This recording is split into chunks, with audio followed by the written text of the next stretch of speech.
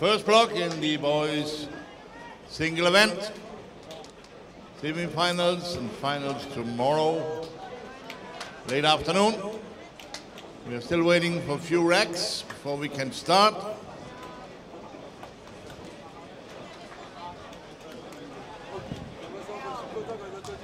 You ready? Good luck to you.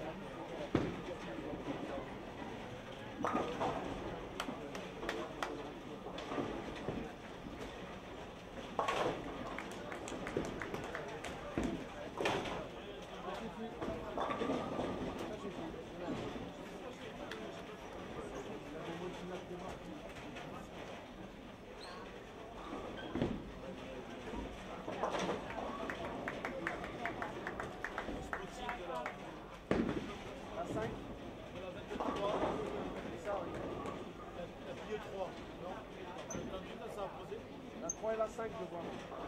Légèrement, on peut faire un virage. Ouais, tu peux demander.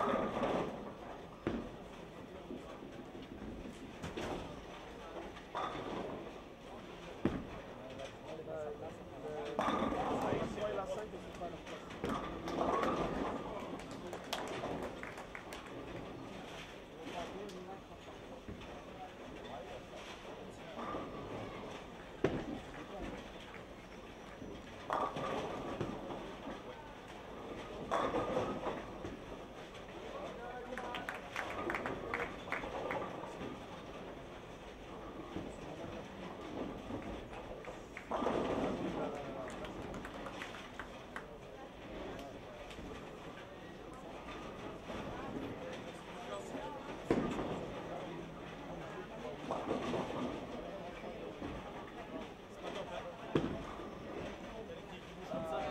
La 2 elle s'est déplacée.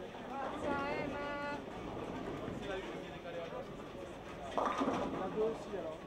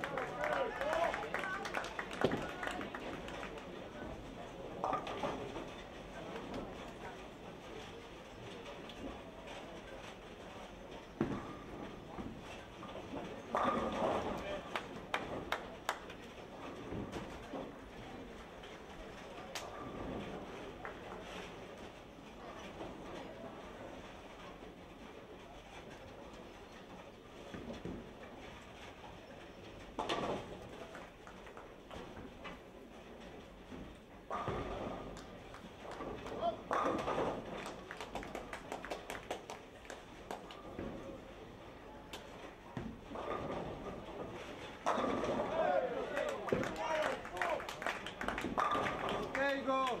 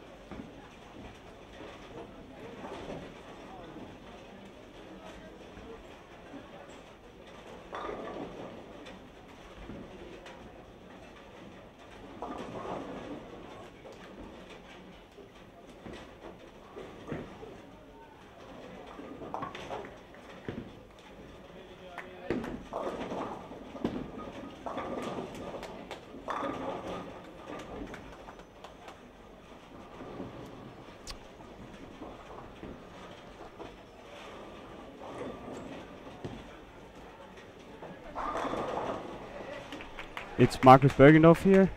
Welcome to the first squad of the boys singles event. We got some really good ballers here today, so I'm really looking forward to commentating this squad and the next boys squad 2, which starts at 1:15.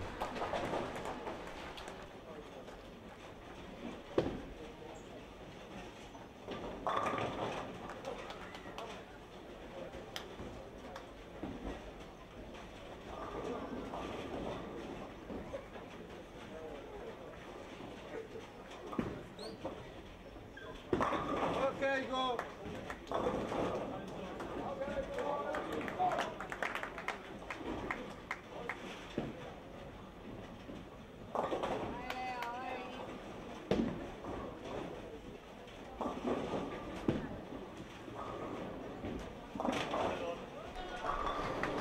Back on again.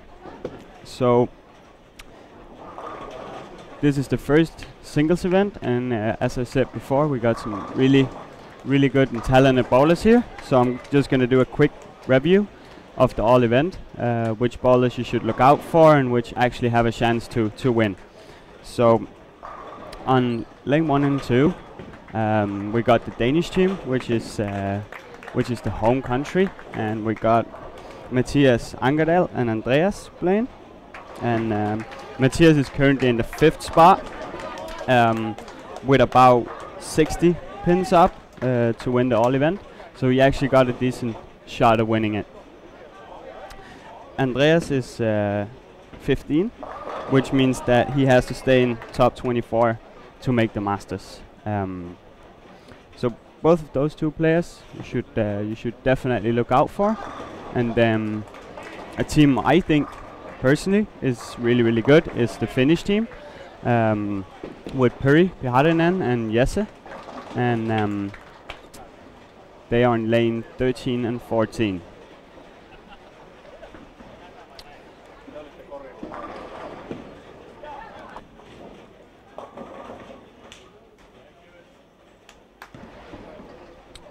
And if we take the standings of the all event, Puri is 10th with about 100 pins up to the 1st spot.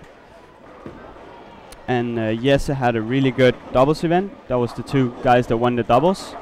And Jesse yesterday had a not so good score. He was at around 1080, 1050. And I really think you should look out for those 2 guys. And I think they got a chance of going long in this singles event.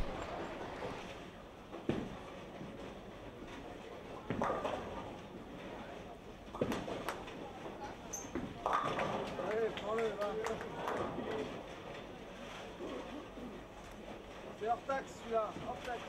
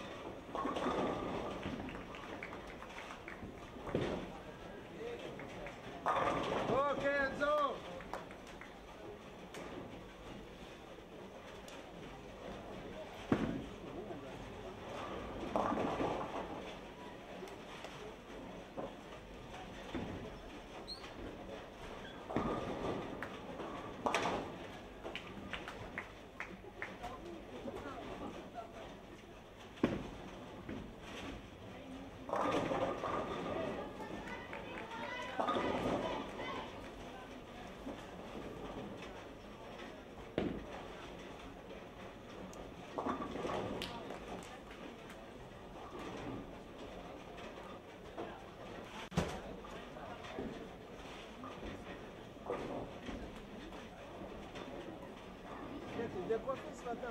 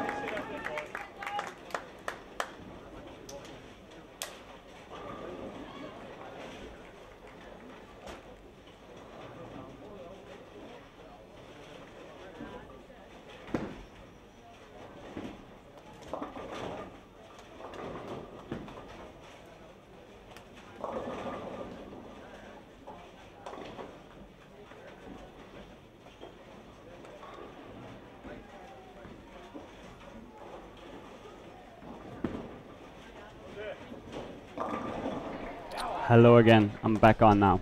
So I just made a post on Facebook. Make sure to tune in on this live stream and feel free to ask me questions. Maybe come with a couple of comments on who you think is going to do good today, who are you looking out for, and which bowlers and what score do you think they will make. Is it going to be a high scoring squad, or do you think it's going to be a little more low scoring? My opinion on this is that I think that the top 4 score for the singles event would be around 1410 pins. That's my estimate, and I know it sounds really, really tough and really high, or a lot of pins, but I think that we will see a lot of bowlers that struggle on this, and then we will see a couple of bowlers or 4 bowlers that's going to do a really, really, really decent score. So now we are almost done with the first game. We're in about the 9th frame on the most pairs. So let me just do a quick look. Puri Paharinen on lane 13 from Finland is on 4 strikes in a row. Can strike out for 238, which looks like an okay score. Then we have one Slovenian guy that is in the high 230s on lane 15-16. Good start, solid start. Then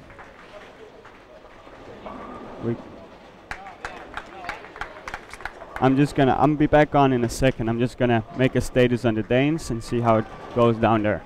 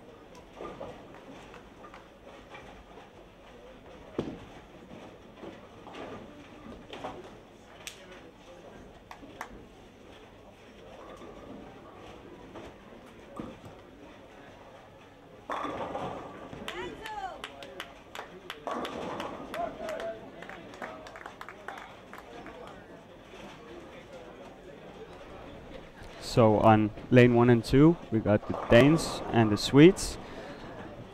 And Andreas Andreasen from Denmark is looking at a 250 game. He got the first and the 10th.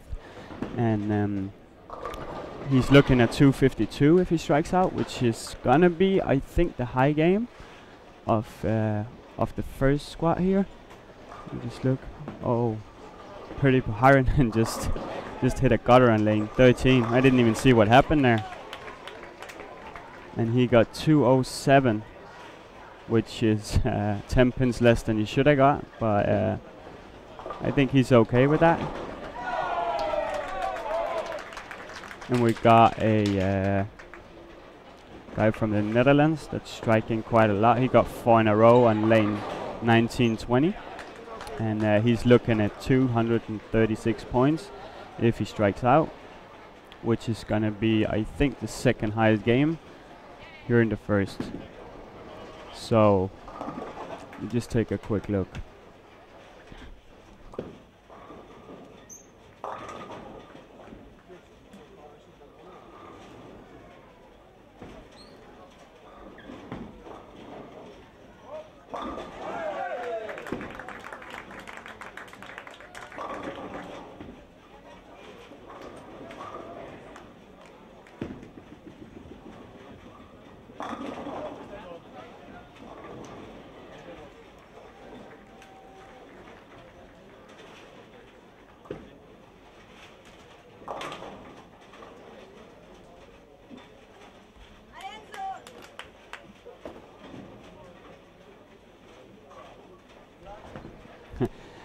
just got an answer on my Facebook post from Pontus Anderson, which is one of my good friends, and he's saying that all I'm going to talk about today is my glory of my own EYC career, and I played 3 championships here, so I know what it's like to be on the lanes and participate in a championship of this level. And as a lot of you may know, the closer we got to the end of the all events, the more nervous people that actually got a chance is going to be. So I think we're going to see a couple of scores from the Danish guy and the German guy Patrick and Matthias. It's going to be a little bit lower in the start. There's a lot of nerves that's involved here and stuff like that. So I think that in maybe the second, third game, we'll see it opening up a little more to get a little more space on the lanes, and then we'll see a couple of really, really high scores here today. So I think the first 2 games, if you get out with plus 20, plus 30, then it's actually quite a decent score. And then from there, you just have to do a grind and do the high games, because that's when the pattern is opening up and the topography of the lanes is actually really valid. So so that's when you get the space, and that's when you should score high.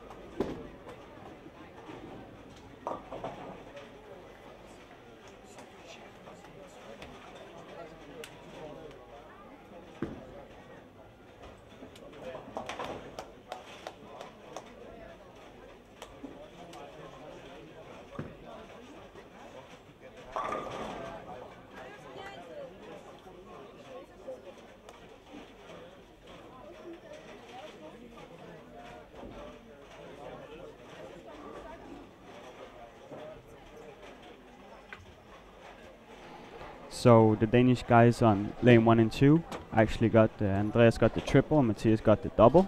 So Matthias is looking at 190, which is a decent start for him, considering that he got a chance in all event. There's a lot of nerves, which I talked about earlier, and Andreas got a little more free balling. He's in, but he doesn't have to hunt a score. So Andreas looks really good, and he was really loose the first game, and I actually think he's bowling quite well and doing the right things. So I think we will see a couple of high scores from him in the next 2 games too. They will jump over to lane 21, 22, where there's been a 232 game from an Italian guy, and otherwise it's been 170s on that pair. So I think you have to solve the pair quite quick, and then you have to do decent shots on that pair, because the topography is a little bit different. But I think the Danish coaches and team will solve it quite perfect. They already got scouts out, scout the lanes, so they know exactly what the pair is doing, and I think that they will solve it quite perfect.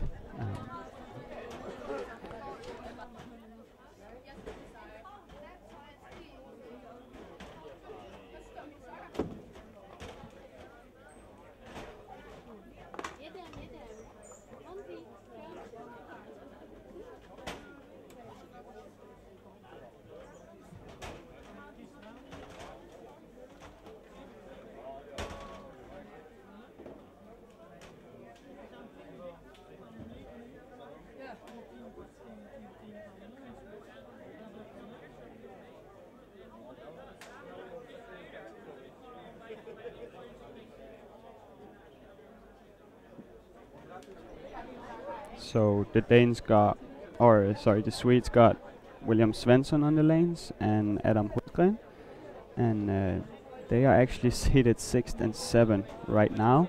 And Adam had a 2-0 game and William had a 230 game. So from the start, which is a really good score, I think, on the fresh personally. And I think we'll see in the 4th, 5th, and 6th game, as I said before, that the scores will rise quite a lot. And I think we'll see quite a lot of really high games today. Possibly we can see a 300 game, hopefully. That would be quite fun.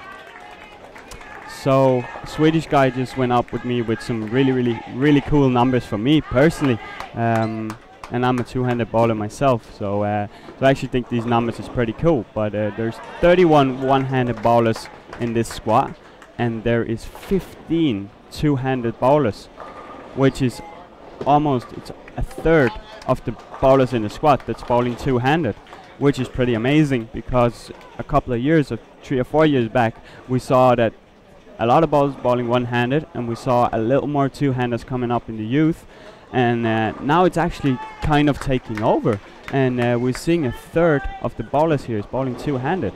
I think that's impressive, and I think that's a really good future of the sport, because we got some really talented bowlers here, and of course some of them is better than others, but I think it's really cool, and I obviously think that some of the players need a little more practice, and they'll do really well in a couple of years, and then we got some really talented bowlers that already today got some pretty cool results.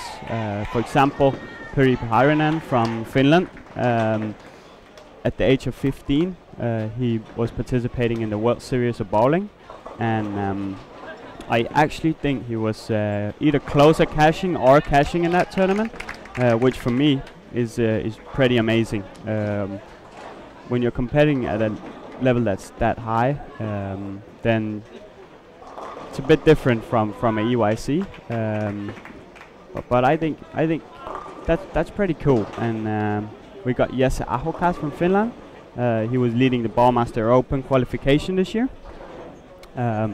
which also is an amazing merit to have. And I think we got, as I said, some really talented two-handed bowlers here. And I also think in the future that we'll see that a lot of them will continue to play on the European Tour and the PBA Tour, and hopefully we'll see a lot of the guys here that also win a couple of tournaments.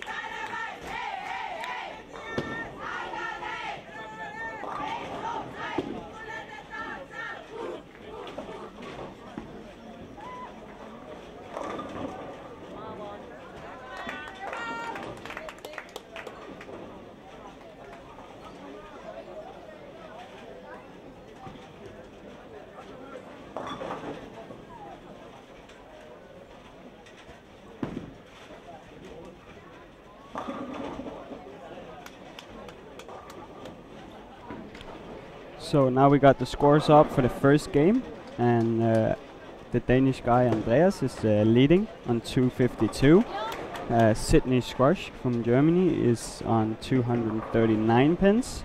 Then we got a Slovenian guy called Tim, and he's on 238. And then we got a guy from the Netherlands on 236 points. And then a couple of guys on 230, and so on down. So as I said, we already from the get-go, where it should be a little bit harder to make those scores, we already got 236 points in average right now. So if we put that out, we're looking at a pretty decent score here. And as I said earlier, I think the cut is going to be around 1400, 1410 for the boys, because my experience is that it always goes up quite a lot from the doubles, because that's the first, and a lot of people is nervous, and a lot of people it's the first time, and also in the doubles you need to beat two people having a decent score at the same time, and I personally think that this squad, the morning squad, is going to be the high scoring squad today, so I think we'll see at least 3 bowlers or maybe 4 from this squad going in and making the top 4 today. It's going to be pretty cool, but usually it's the morning squad in Aalborg that's playing really well, and as a lot of you may know, that the weather and humidity and stuff like that is having a big impact on how the lanes is playing, and in Aalborg now it's my home center, so the drier the air is and the colder it is, the more space you got, the more the boards on the outside is curving upwards, so it actually creates like a ramp where you can throw the ball out and get it back. That's why usually in Aalborg you never see those kind of scores that we have here, but the pattern combined with the humidity and the weather outside, that it's so cold here and minus, makes it a lot easier than it usually is. And if you look at the scores from the men's championship, I think that's a couple of years ago, but if you look at that score, and that was in the summer where it was really humid and it was quite warm outside, I think that the youth is scoring a bit higher, and of course the pattern was a bit harder on the senior side too. So but I actually think they did a really good job with matching the pattern with the lanes and the scores. If you look back a couple of years when I bought myself on the EYC, the scores is pretty decent here. It's not too high, it's not too low, and it actually got a pretty good average, both for boys and girls, which is really hard, because as you all know, boys and girls bowl a lot different, and usually the girls throw it a little more straight and a little more from the outside, and now we got 15 two-handed bowlers, which hook the ball quite a lot, and that also creates difference in every pair and how people start. So I think you will see the girls' scores is going to be a little bit lower, because they keep a lot to the outside, and the boys open the lane up a little bit more, so they will also get a little more space to strike a little bit more in the end.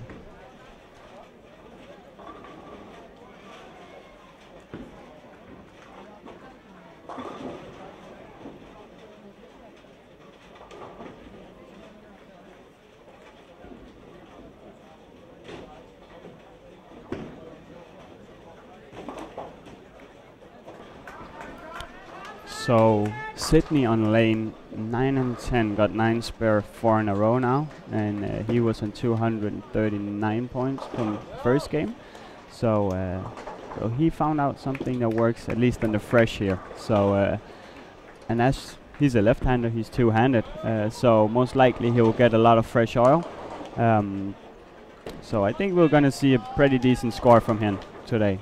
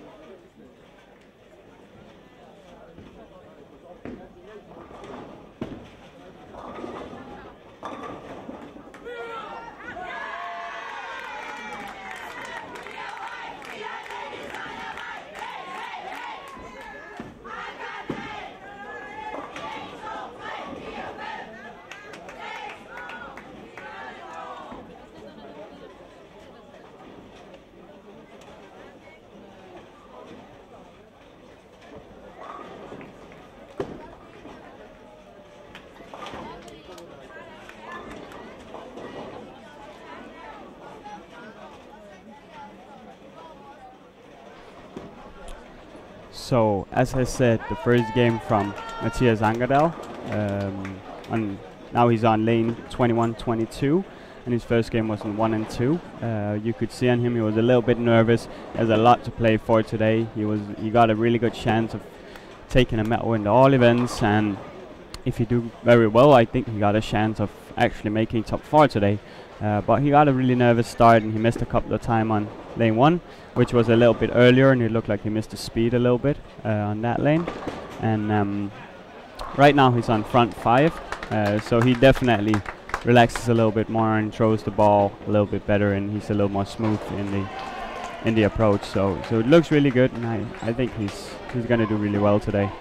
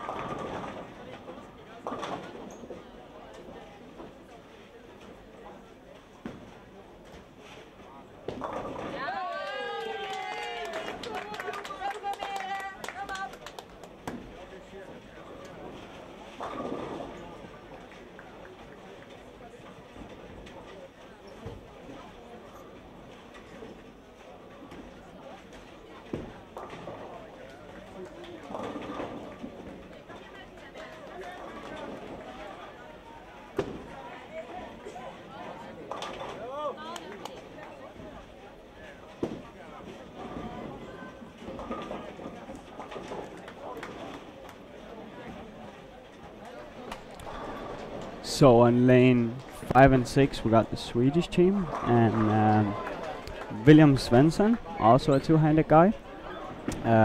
He's currently 6th in all events, and he had 230 from the start, and now he's on a decent game. He's a 9 spare double, spare triple, I think, something like that. So he's looking at least a 230, 220 game, and possibly a 250, 260 game. So he got really good from the get-go. It looks like he's throwing a little bit stronger ball, get it to smoothen out a little bit. He's a little bit more to the inside than a couple of the other players. And I think personally there's a lot of players playing a little bit too far to the outside and using the outer boards, which is usually not that smart here. And it also looks like the people that's having a score on the fresh is keeping it a little more tight and they don't use too much angle. They use it a little more forward and roll it a little bit more, so they get the ball to check up.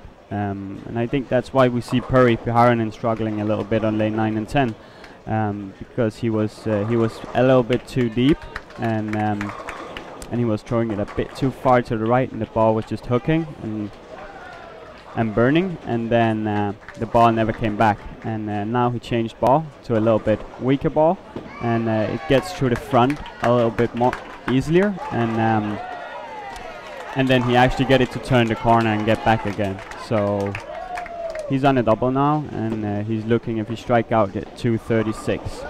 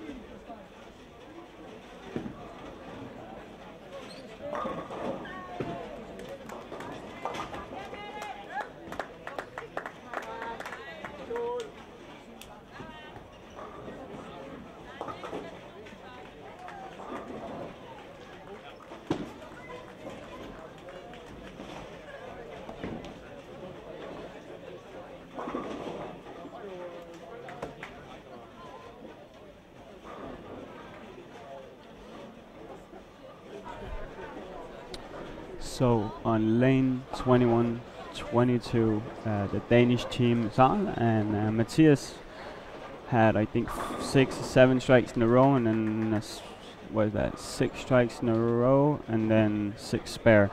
And Andreas is struggling a little bit more. He got a couple of opens in the middle, and now he got 9 spare 9. He's taking the spare shot now, and that's what I said. Pair is a bit tricky, lane 21-22, when it looks like they got Matthias in the right spot, and they got his ball to read a little bit earlier and a little bit smoother. And it looks like Andreas got caught a bit in the middle, but it also looks like he's on the right track. He's doing pretty good. And as I said, I think we'll see quite a big score from Matthias today.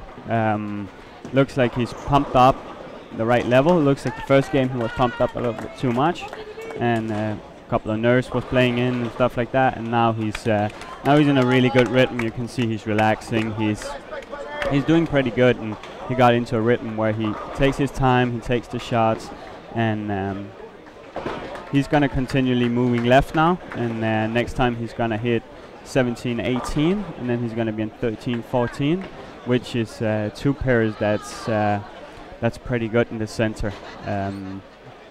Usually you get your scores on the middle sets, so from 11 and 12 to about 22, around there. That's where you usually see the high scores in the center. And the low pairs is usually a little bit lower scoring and playing a little more from the outside, where the pairs to the higher side from 11-12 to 21-22-23, it's playing a little more from the inside, and you get a little more hook to the outside. So that suits some players a lot better, and two-handed bowlers likes to hook the ball, and they like to move left and throw it right and see the ball curve, and I think that's pretty important to notice, and I think that's why Andreas is struggling, because on the lower pairs he could move out and he got the ball read a little bit sooner, and he turned the corner a little bit sharper, and he could stay to the outside a little bit more, and now the ball is burning a little bit, it's hooking a little bit earlier, and he doesn't get it to turn the corner in the same way, and as you see now he's getting the 2-8, and usually I'll move on a shot like that. If you do a decent shot, would be a little bit to the right or a little bit softer, and I personally think that he should be a little bit softer, and I think he should probably go a little more up the back of the ball instead of so much around it, so he gets the ball to actually read, and right now it just burns up, and if he goes a little more behind the ball, he'll get it to check up, and I don't think to move a little right and be a little slower, and it will be perfect, that pair.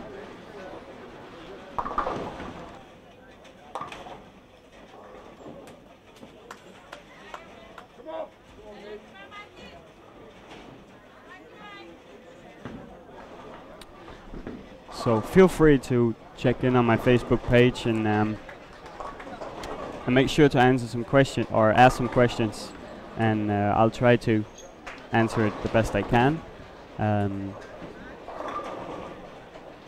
Would be really nice if you guys would guess the card. If you guys got a number out there, you can try to guess it.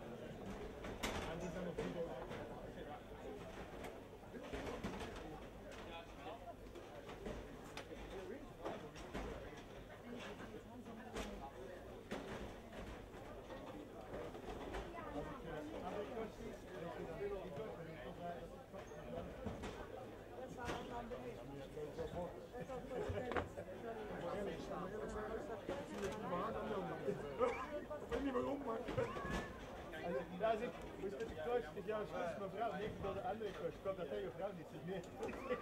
Dat kan ik niet meer.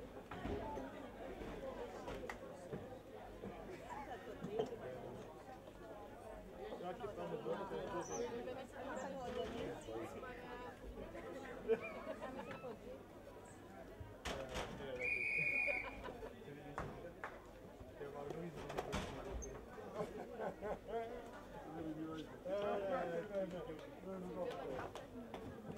So now we got the scores in from the second game, and the leader right now is William Svensson from Sweden on 497 pins. That's a 248 average of these two games, which means that I think we'll see quite a big score from him because he's a two-hander. Now the lanes is gonna open up for him, so I think we're gonna see a really, really high score from William today. And Mike Bergman from Netherlands is on 490, and then Sydney from Germany, the two-handed left-hander, is on 487, which is also a 243 average. And then we got quite a big jump down to Georg from Norway, which is 37 pins lower, and he's on 450 pins. So I still think we will see quite some big scores today. We see Matthias Angerdahl got 244 last game. There's a Russian guy, he's on 42 over, and Puri is on 32 over. So top 7 right now is on 30 over, and I still think the squad, and it will be quite a high scoring event here. I talked to a couple of people in the ball, and it varies a lot what people think the cut is going to be, and I think my number is quite high, but I also think it's only 4 people that's going to make it, and obviously there's going to be some people we haven't seen during the week that's going to have a really good squad and just improve the score by quite a lot, and then we're going to see the guys that's in the all event maybe have a little bit lower score because they have a lot to ball for today, and then we'll see the people. A lot of people doesn't have a lot to ball for except this event. They're not in qualification for the 24, and they need a really, really big score to just have a chance to make it. So we'll see a lot of people on the lanes today really relaxed and just bowling their A game and doing what they do best. So I think we'll see the scores will rise quite a bit today. That's my experience of these kind of tournaments. Usually it rises quite a lot for the men. So I think the scores are going to be really, really high.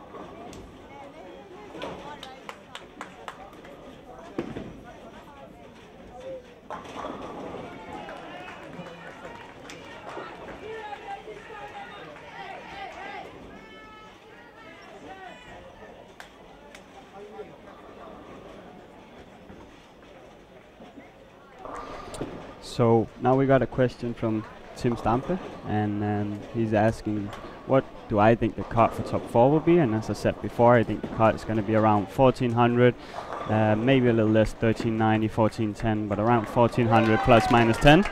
And then we got a really interesting question from him, second one, which is who do I think is going to go all the way and win the all events today? And now, been in a situation myself, and I won the all event 2014 in Odense, and so I know how the pressure is building up, which is really hard to say who is going to be the one that got the nerves to take this home. They got a little bit of an advantage in this squad because it's going to be ballers bowling in the next squad, so we'll probably see the guys be a little more relaxed today. But at least we got the top 3 or 4 bowling right now from the all events, and now I have to come up with an answer. Let me look at the scores a little bit here, and 100% honest, I think that William Svensson is gonna win. Yes, I think William is gonna take it. He's leading right now, and he got a really good look. And as I said before, he's a two-hander, so he's gonna move in. He's gonna get more space. I also think that Matthias Angerdal is gonna do really well in the end games, so he definitely got a chance. He's 61 behind right now from the leader, and then we got a guy from Norway called Geir Skruiten, and he's second right now, 5 pins after William. I have to say I don't think his scores is going to keep improving in the same way as Matthias and William is, because they can go in and they can hook the ball a lot more. But it also depends what pairs you hit and where do the people start on that pairs and stuff like that. So, but I think he should have had the score in the first 3 or 4 games. He's a right-hander, and now I saw him ball in the finals yesterday. Congrats to Team Sweden winning, and Norway on the silver. So, but also my best guess would be that I think that either Puri, William, or Matthias Angerdal is gonna win this year's all event. I would love to hear your guesses on who's gonna win the all events. So tune in, comment on my post on Facebook. Tell me. Let's see who's right and who's wrong. Also comment what the score for the top 4 is gonna be. That would be pretty cool.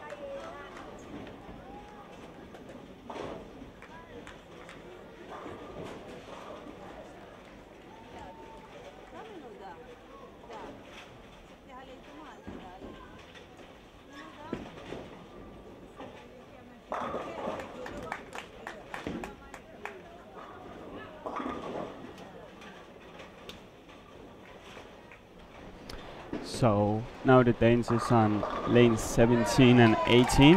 Andreas found something really good in this pair. He started with the front four. Looks like he's a little bit softer on the ball. He moved the parallel in, so he moved a couple of boards in and the target a couple of boards in, and then he's actually just floating the ball in the edge of the oil there. So he got quite a lot of space now, and it looks like he's going to have quite a big score. On the other side, Matthias he missed a jump in, so he missed transition a little bit now, and it looked like that he tried to overcompensate this shot, and he tried to get a little more around it, and he just turned the corner. So personally, I think that he should jump a couple of boards in, maybe 5-7 boards in, and maybe a couple of boards with the target, because it worked for Andreas, and I also think Matthias is just going to move a little bit in. The third game now, and first time we see quite a lot of transition, and we see a couple of people struggle. So I think that people should get the jump going now. They should move in. They should probably get to a little bit weaker balls so it doesn't burn up in the front. It looked like Matthias changed ball too, and it looks like he turns the corner a little bit more. So I think we'll see a couple of more frames, and then he's going to start striking again, because he's on the right path. He's moving left. He's with the right ball. He just needs to take the jump and trust that it's correct, that you have to move left.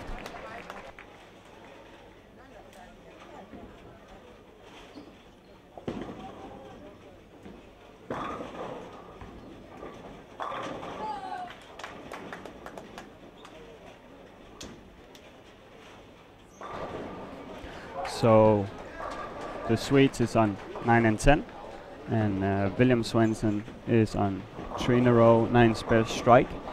So it looks like that he found out something on this pair too, and he's just bowling really, really good right now, and he's making the shots, and now the lane's turning into him. He hit the jump, as I said with Matthias.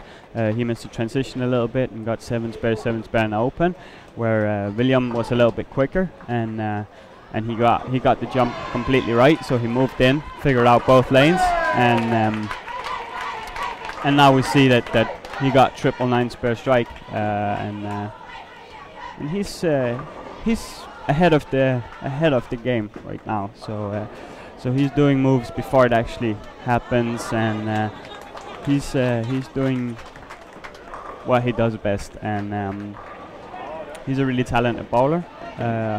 I saw him bowl the first time in a junior tournament in Sweden, where he was throwing a plastic ball and almost hooking the whole lane, and I was really impressed of that. And as we see, William is throwing it a lot more from the inside, and he made the jump, as I said. So he's actually moving in and keeping it a little more tight and using that oil in the mid lane. And he's actually getting the ball to stop, which means that he can miss to the inside, and he can also miss a little bit to the outside, because a lot of people started with the balls with a lot of surface, a little bit stronger balls. They created some space to the outside. So right now, I personally think Matthias just have to jump in 5-7 boards in, and maybe the target a couple of boards. See, what did he put back now? I think he actually made the jump now.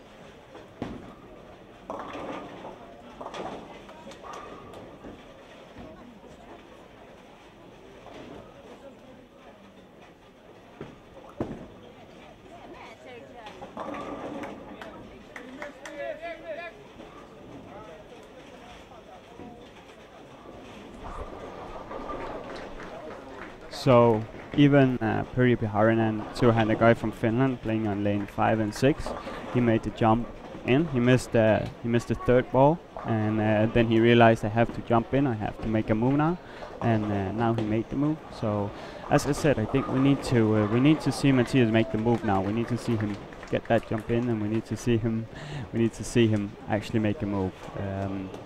It's quite hard, and but I think we'll see him strike a couple of times now.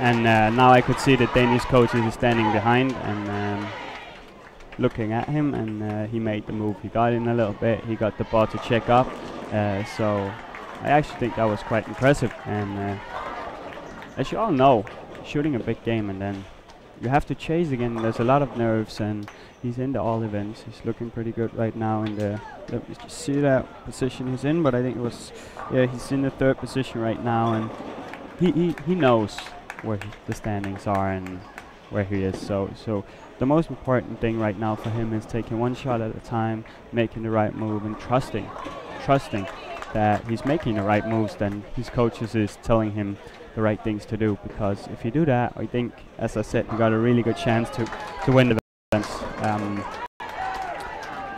Also, I don't think anyone is going to be near William Svensson today. I think we're going to see quite a big score from him, and I think he's going to lead the singles and all event after this by quite a lot of pins too. So but it's going to be fun to see if anyone can contest him. But the way he's bowling today and the moves he's making and the way he's ahead of everyone else at the game, because standing behind and looking at the lanes, it's pretty easy to see what you should do and what you should not do. But standing on the lanes, being in the pressure of winning all events and making the singles, it's a bit harder to just take a jump on 5-10 boards in, because you don't know what the ball is going to do. You just have to trust it. You just have to trust your stomach feeling of that, and just make the move. And today we just see William is bowling so great. So even the shots he's not puring, and he's just missing a little bit in the bottom and stuff like that, still getting home. And it's not, he gets shakers, he gets a couple of messages today, but he's just puring every shot today and looking phenomenal. So if you want to see some really good bowling, tune in on lane 9 and 10 and look at William, because look, he missed that one a little bit to the outside, and that's the first time I see his ball burn a little bit. Missed a little bit to the outside, got a little bit unlucky with the 7-10 there, but it's the first time I see his ball burn a little bit and doesn't get through the pins. So yeah, but still think he's doing quite well. He's still moving in, he doesn't miss the pocket, and we'll still see a 230, 240 game from him now. So he's going to be at 150 over after 3, 140 over after 3, and the Danish guy Matthias is doubled now. So it looked like he trusted his move, and he actually got to a point where now he trusts what he does, and I think we're going to see, hopefully he's going to turn out with a lot of strikes in a row now and save the game out to quite a decent game, because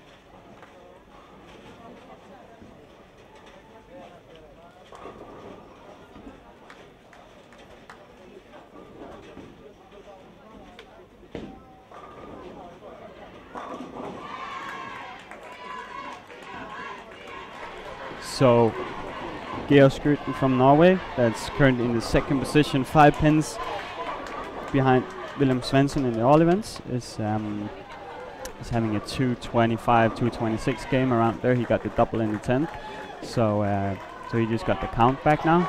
So we'll see him. He's going to be 70, 75 over, 76 over right now after 3.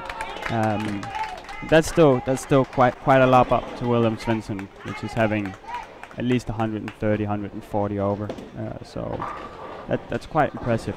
And we didn't see that kind of scores before today. So I'm looking forward to follow the 3 last games, because I think that's when we see him in his A game, where he can get in and he can get a little more around the ball. He can throw some weaker balls and get him to turn the corner. And it's going to be really fun to see what the moves of the Swedes is going to be, because looks like right now they're ahead of the game plan, and they're actually doing really good.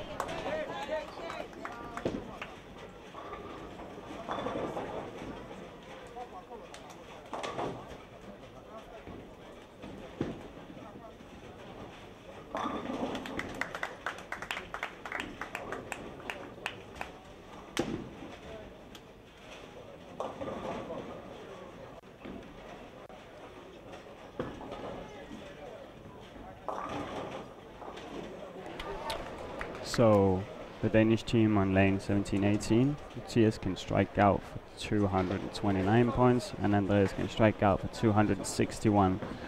So looks like the Danes is locked in, and now we just have to see them perform the shots, and hopefully they won't leave any single pins left, because I think that's one of the things that could stop. Look like they have a pretty solid look, and as I just mentioned, and Andreas was playing a really good shot and got a solid stone 7-pin.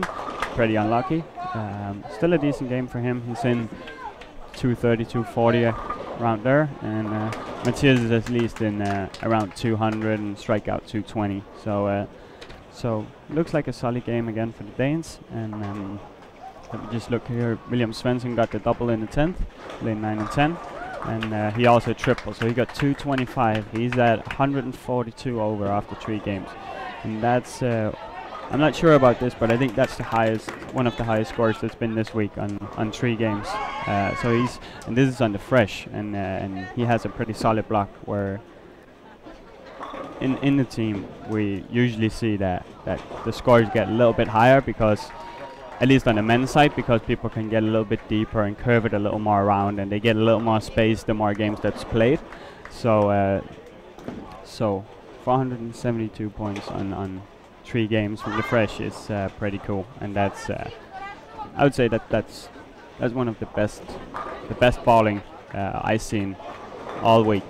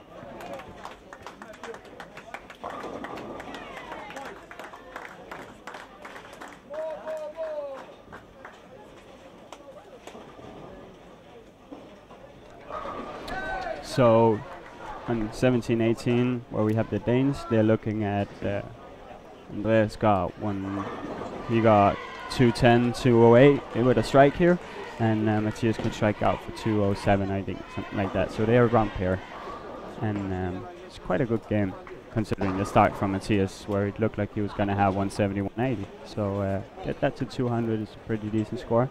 This is going to put him around 30 over. It's going to be 30, 40 over.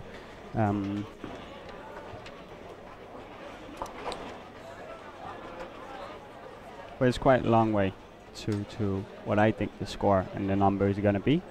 We're going to get an update on the scores here in a little bit, but I also think that Matthias just got the first net 10th there, and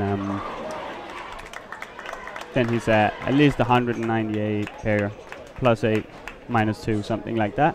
So we'll see him at plus 30, plus 40, and I still think that's quite okay for him, because as I said, the two-handed bowlers is not usually quite that good on the fresh, and then I just think that the pairs will turn into them. Now he hits a couple of good pairs, Matthias, and I think we're going to see a couple of good scores from him. But he has to move a little bit left. It looks like he found out now, but it's going to be pretty cool.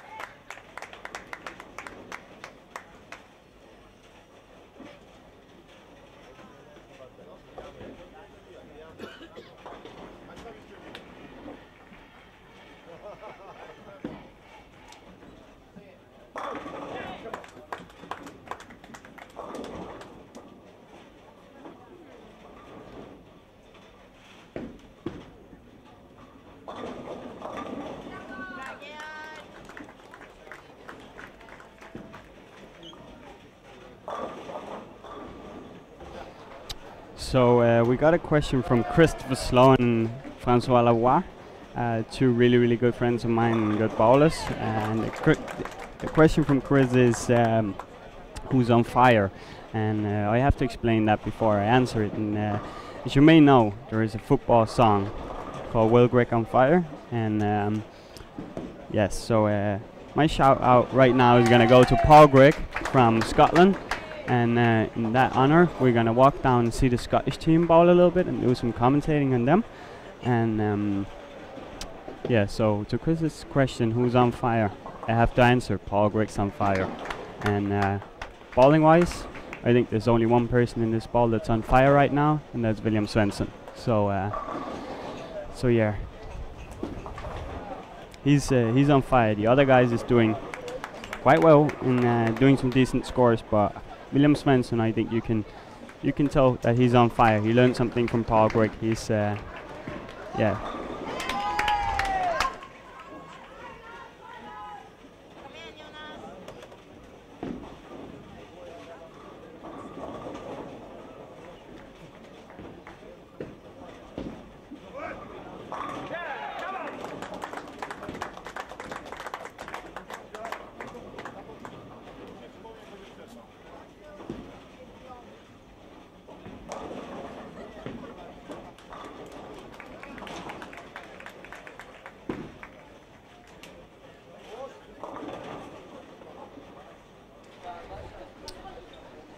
I think we should talk a little bit about the atmosphere here, because that's one of the things I'm most impressed about in the youth matter. That's all the parents and all the singing and all the chatting, and I just love the atmosphere here because it generates such a good culture of bowling here, and people are so happy. You see them showing emotion, and usually bowling is not that kind of sport, and a lot of us not showing that much emotion. And I think the youth here is doing quite well, and they show a lot of emotion, and they're happy to strike, and really sad when they don't, and that's how bowling should be, in my opinion.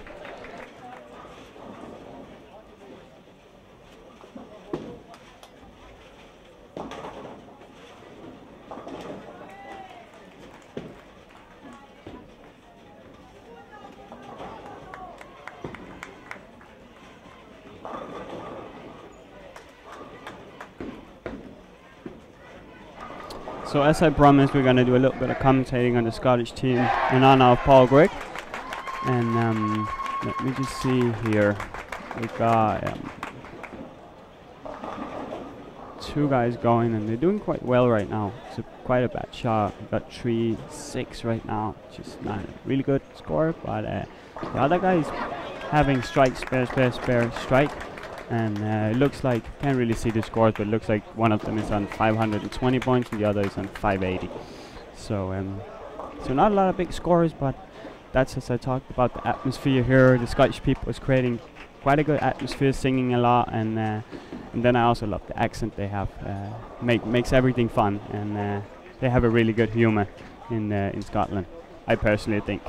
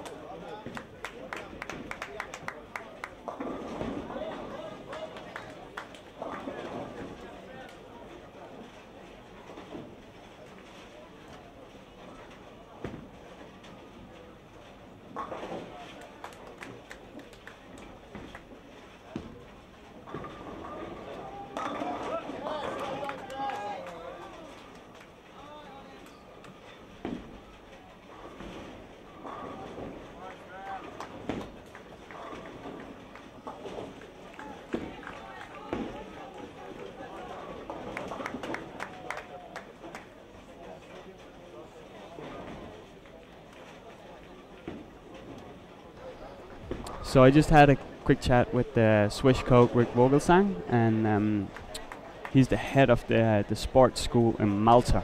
And I just asked him if there's any people from Malta we should look out for, and he said the boys is quite young and they just here to learn. They have a little chance, of course, everyone has that, but he said they're mostly here to learn and experience what a EYC is, and in the future we'll probably see a lot of them. And then they got a girl called Sarah Swerp, and she's really good. I actually seen her ball a couple of times, and I think she's one of the girls you should look out for tomorrow in the singles of the girls. But let's look into that tomorrow. I'll be here commentating the next 2 days too, and of course we have the Masters on Sunday, and then we have the girls singles and the start of the Masters tomorrow.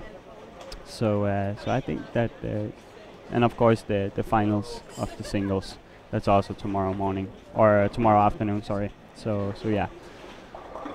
Let's do a quick update on the scores now. Let me just have a quick look at the singles here. So we got William Svensson on 742, and we got third to fourth place. That's around 100 to 76 over.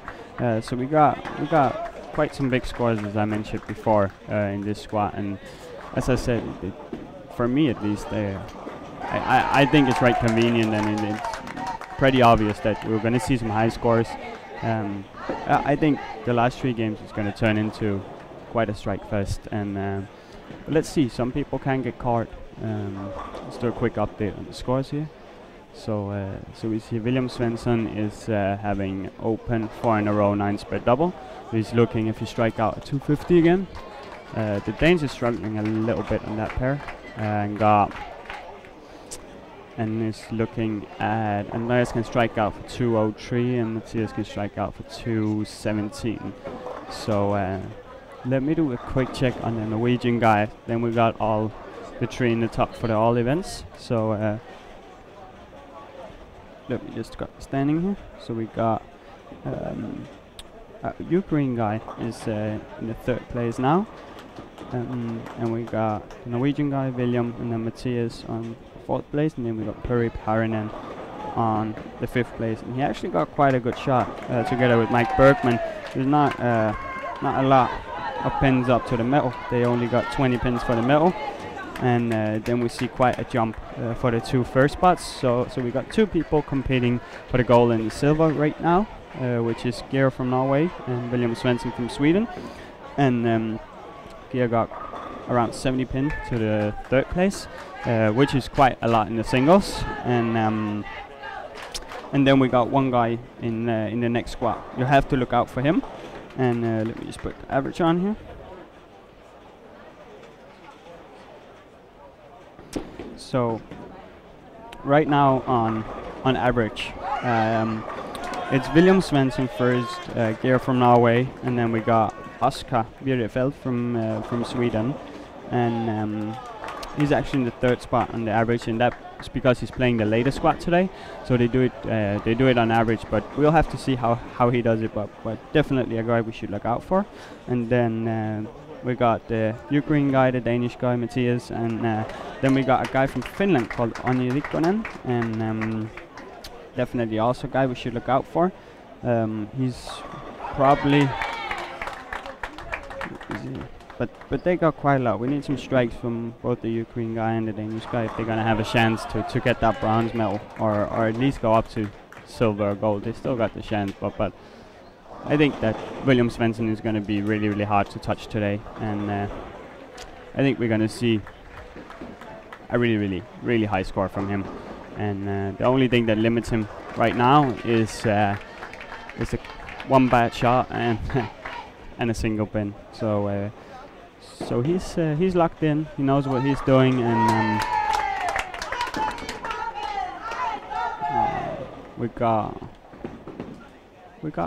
quite a lot of people here. Let me see. Sydney from Germany, which was in 2nd place before this game, just had 186 points. So he's gonna drop a couple of spots down now. William is gonna lead after this game too. He's gonna be If he strikes out, he's gonna be at 200 over actually. So so William could actually be at 1,000 for 4 games here if he strikes out next 3 shots. And I'm just gonna do a quick check around the ball, and then I'll do some updates on how the scores is looking and who we should look out for.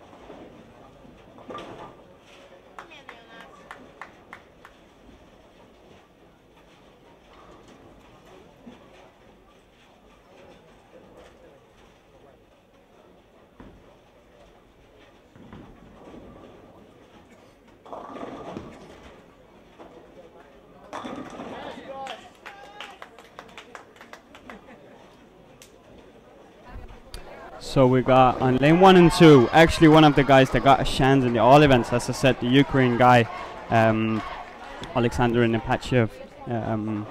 He just had a 300 game, and I think that's the first of the week here. So so we have to congratulate him, and hopefully we can get him in the studio later, and he can explain a little bit more about how it is to ball a 300 game in an EYC. I never did it, so I'm looking forward to hearing that experience and how it is, how was the pressure, and was he nervous, was he shaking? And obviously a guy came up to me and said that I missed it, so I hope you guys tuned in and was a little bit quicker than me. I was a little bit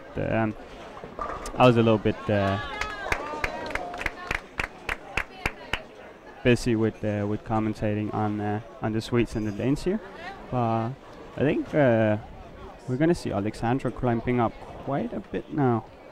He was he's gonna be at 122 over with that game, which is gonna put him into top 4, I think, right now.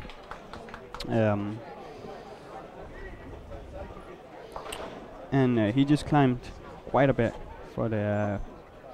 He was in 3rd spot for the all event, and William Svensson can strike out for 250. So I have a feeling that he's not gonna catch him, but Gear from Norway. You just watch here how much he got. Oh, Gear shot a high game. He shot 253 this game, so so he's actually doing pretty good. So Alexander is actually only taking like 50 pins on the first seat and the second seat this game, and that's what I said. I think the score is gonna rise for all the 2-handers and the guys that got a little more rep rate. Now we saw William Svensson missed a little bit to the inside, and the ball hooked a little bit early and faded out. So so we got 210. So William is gonna look at 220 to 230 with a spare here. So he's gonna be at 160, 170 over. Depends if he spares. Looks like that have a chance.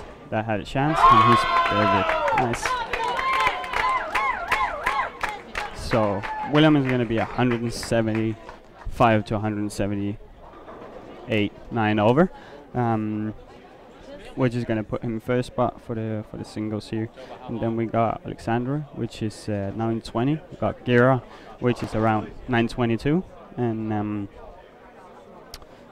we got Matthias, which is struggling a little bit right now, but we also know that he can strike. If he gets locked in, he can do some really, really high games in the next 2. But he's going to have 190 now. He's going to go to 20 over. So so we need to get him striking if he's going to have a chance in the all events or the singles.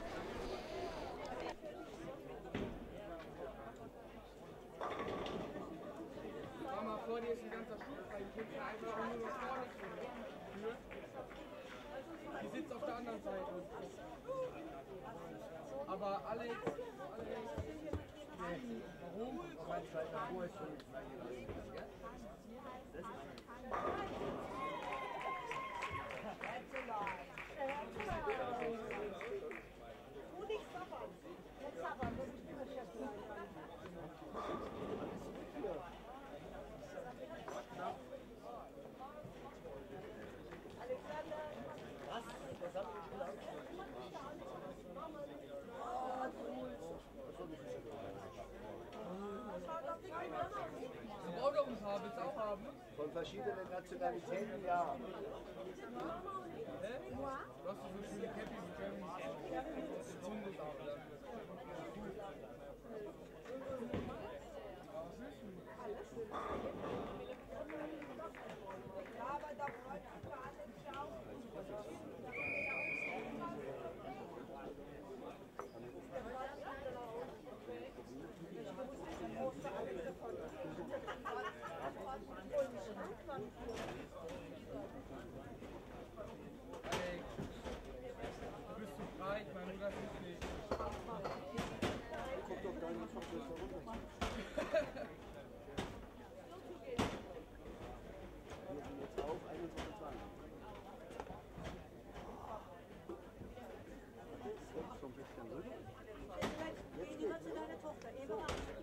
Achso, du warst zufrieden. Geh zu deiner Tochter. Geh weg. Hau ab. Geh weg.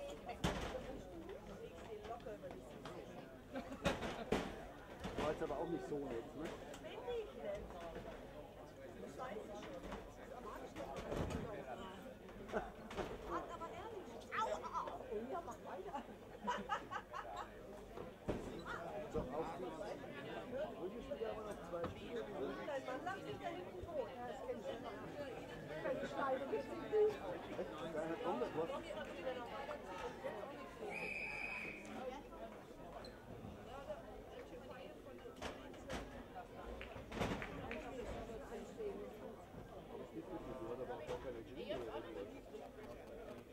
Normal merkst du ja an den Menschen, glaube ich.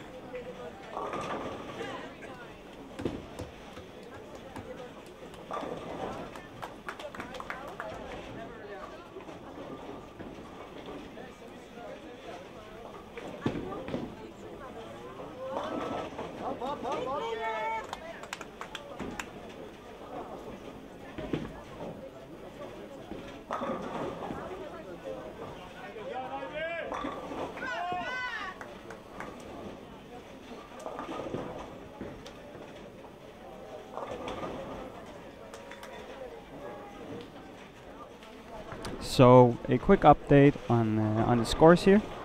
We got William Svensson leading on 178 over 978 points, and we got second place Mike Bergman from Netherlands at 268. I missed that one.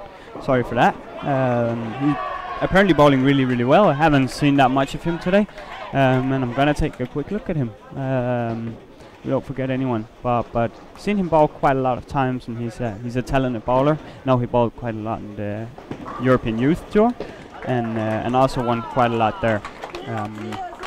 Then we got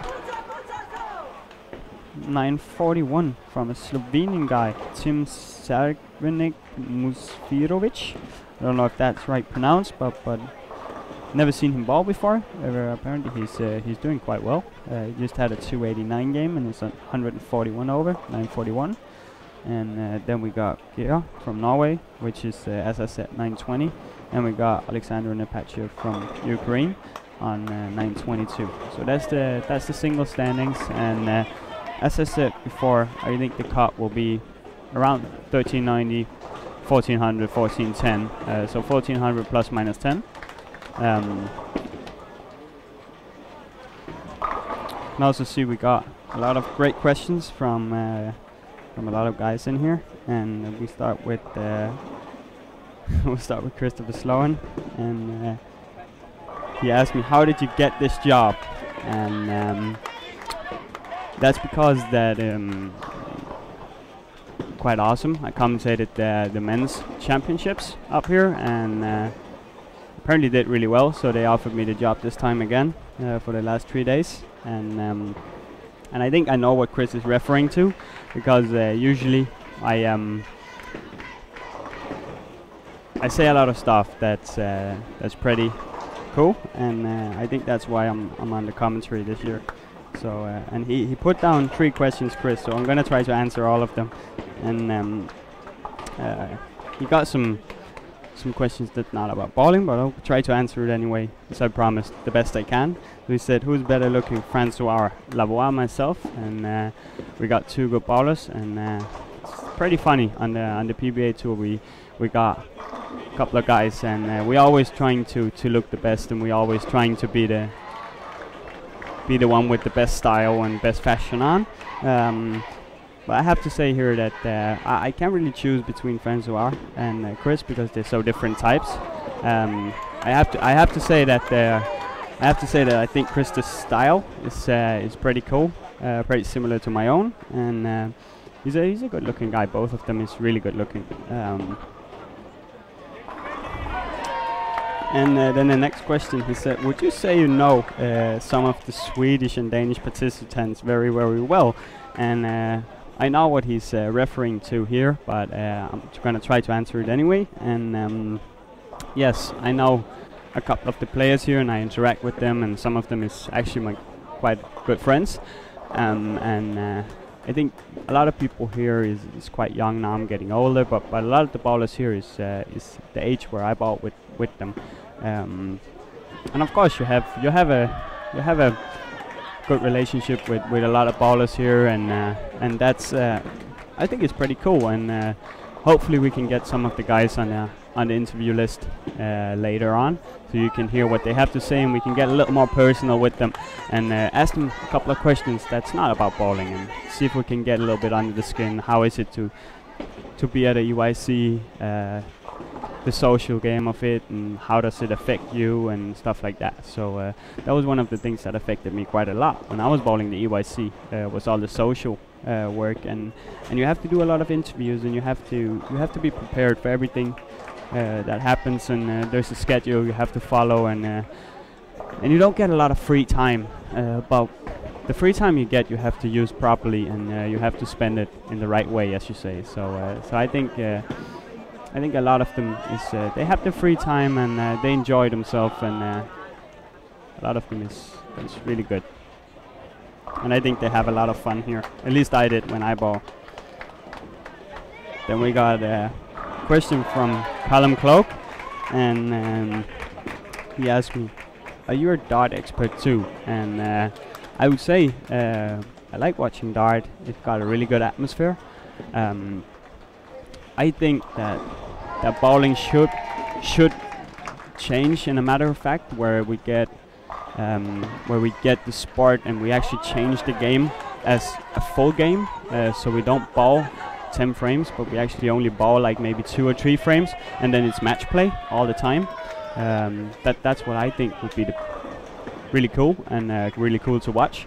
Now I like that the EYCs is so pumped up, and there's a lot of parents cheering and stuff like that. But I think that we can get a lot of players and a lot of fun matches if the game was a little bit shorter, and in the way that darts do. And I know why he refers to it, because darts is really fun to watch, and it's where you can't really go wrong with darts, and everybody understands it, and it's the crowd that's cheering, and that's why I like the EYC so much, because all the parents is cheering, and the atmosphere, as I talked about earlier, is so good here. So so that's why I like it.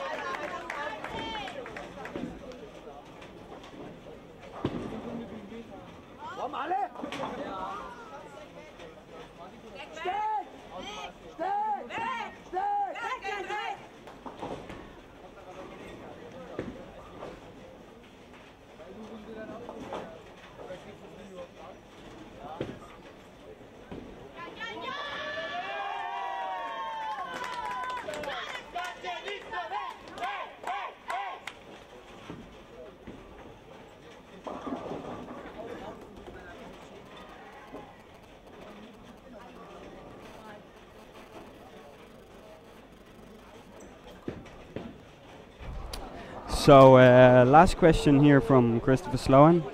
Was the Bowling Alsa Open your favorite memory of your career? And now I have quite a lot of memories, but I think bowling the Alsa Open is one of the memories I'll never forget in my life.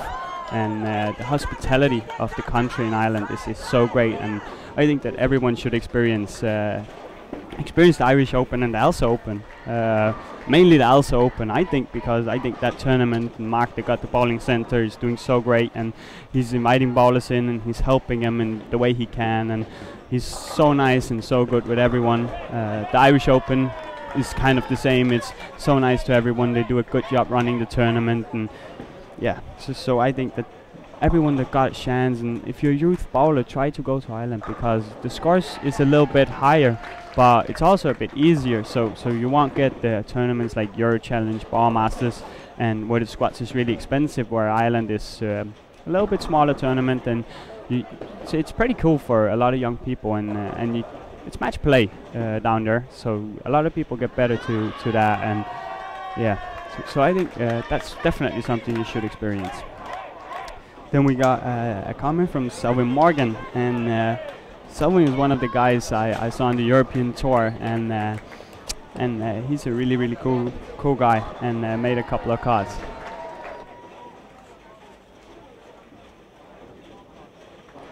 And Soen is one of the coolest guys I know, and I couldn't believe his age when he first told me. He's a really he got some young genes, as you say. He's a good-looking guy. But he says Curtis Hooper, one of England's coaches, is a really interesting person. And my plan for today is that I both get Hadley Morgan and Curtis into the studio, and I would like if you guys would put down some questions that you would like an answer to. Is it more bowling based? Is it more what is the preparation for a tournament, or what would you like to know about him?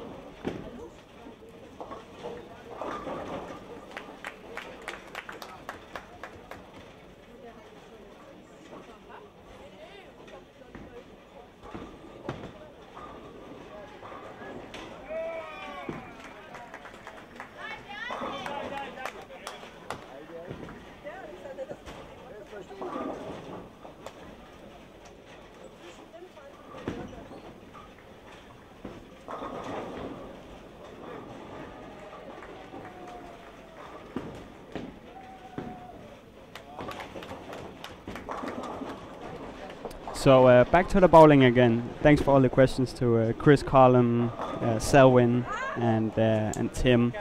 Just keep them coming.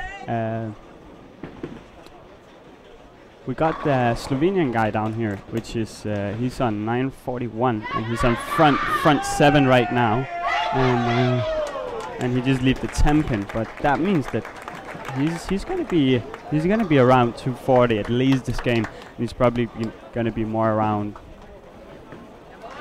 Probably gonna be around 1200 for 5 when this game is over, and probably plus a little bit. And William Svensson on lane. Let me see here, 17-18 is. You got 9 spare, 4 in a row, spare. So William is looking at 220 right now, which is pretty decent with the score he has. So he's gonna land at around. Depends if he strikes out or not, but he's gonna land it at 12. 12:20, 12:10, 12:30, something like that. So I think we'll see William leading after this game, the Slovenian guy second. And let me just do a quick update on the guy from the Netherlands and the guy from Ukraine.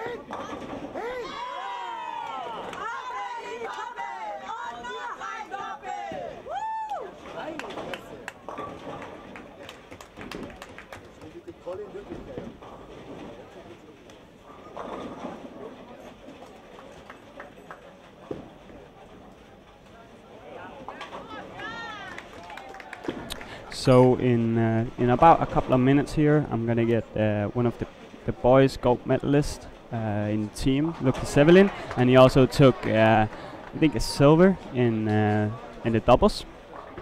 So we're gonna put a question on to him, and what I'm expecting from him is that we're gonna do a little more kind of talking of the social life of the EYC. Now we got a lot of questions that's not about bowling, so now we're gonna get an inside opinion from him on how is the social life, what do you use your evenings on, how does everything work at the EYC, what is the schedule, what is the plan, how did you prepare, how much did you train, all that kind of stuff. So we're gonna leave the bowling, the medals, what kind of balls and all that kind of stuff a little bit outside, and then we're going to talk a little bit more about the personal life and how that worked.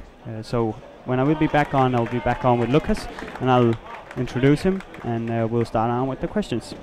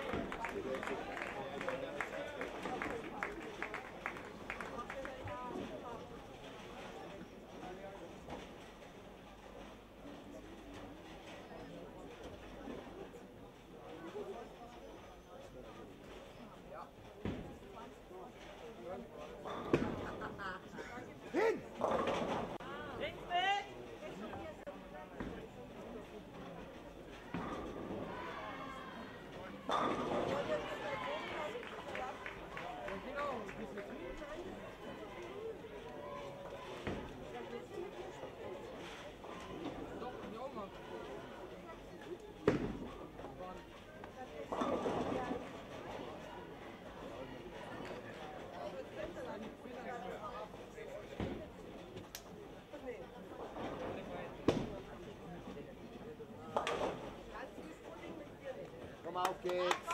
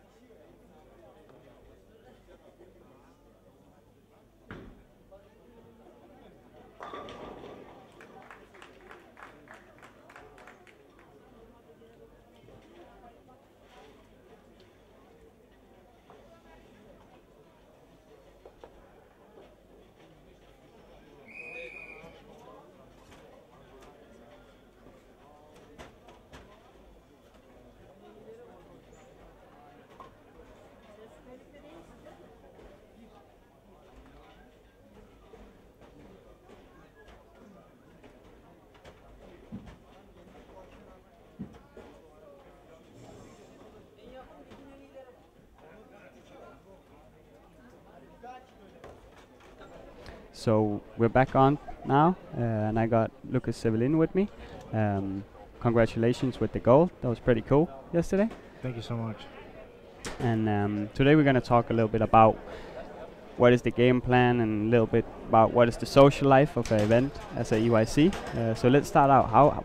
What do you spend your evenings with when you're done bowling and winning, apparently?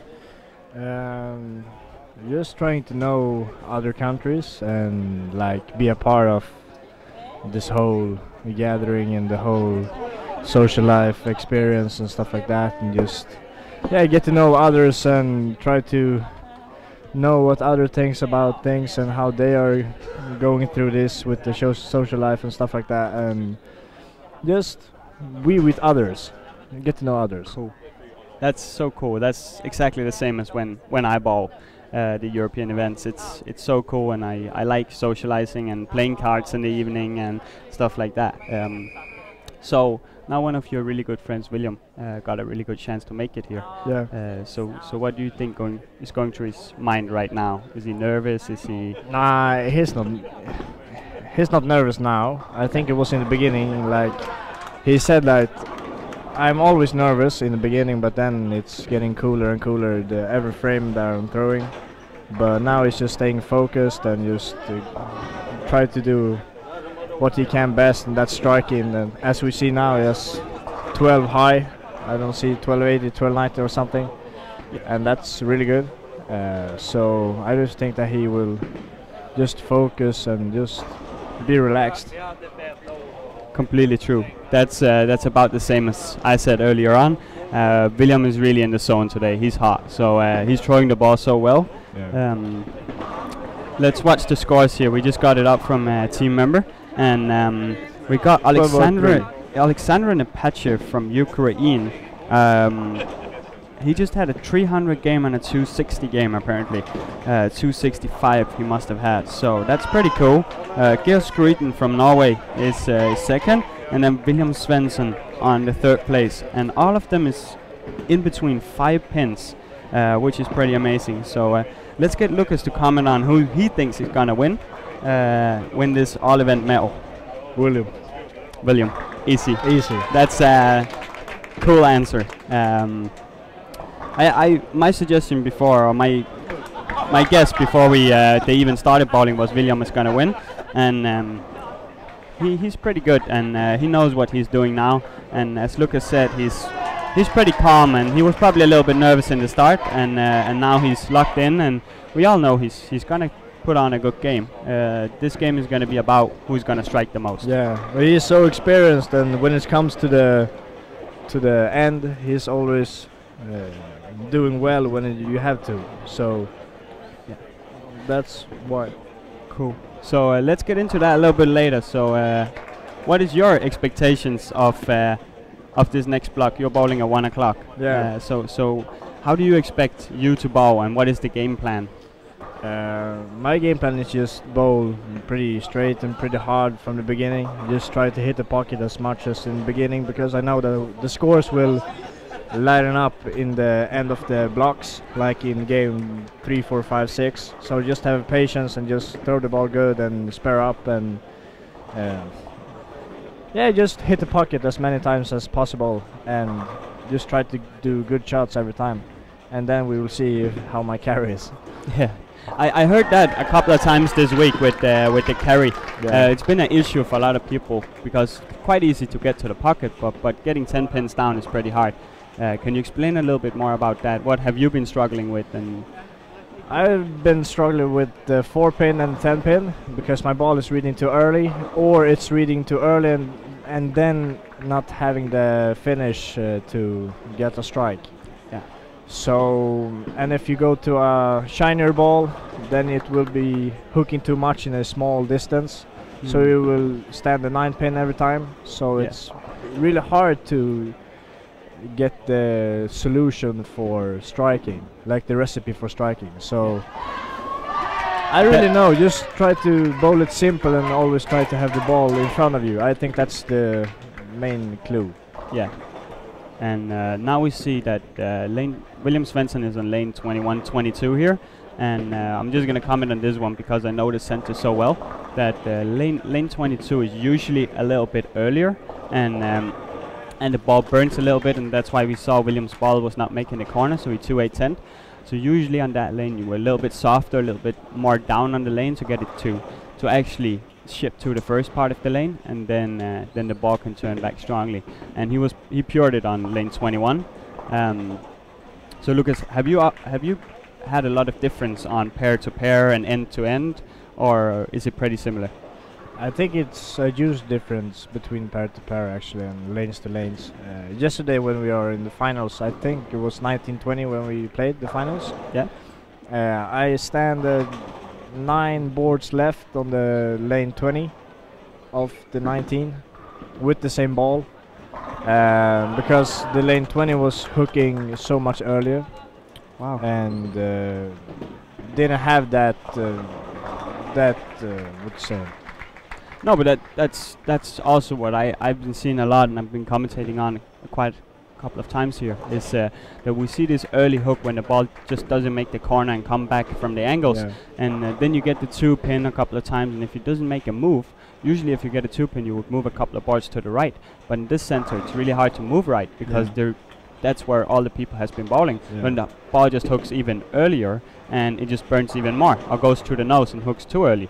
So that's what I said earlier today, that I think people should not miss the jump. They should try to hit transition, and usually it's the end of the second game, start third game, that the jump is coming. And I obviously the Swedes hit it perfectly today, and William was great. He hit it perfect.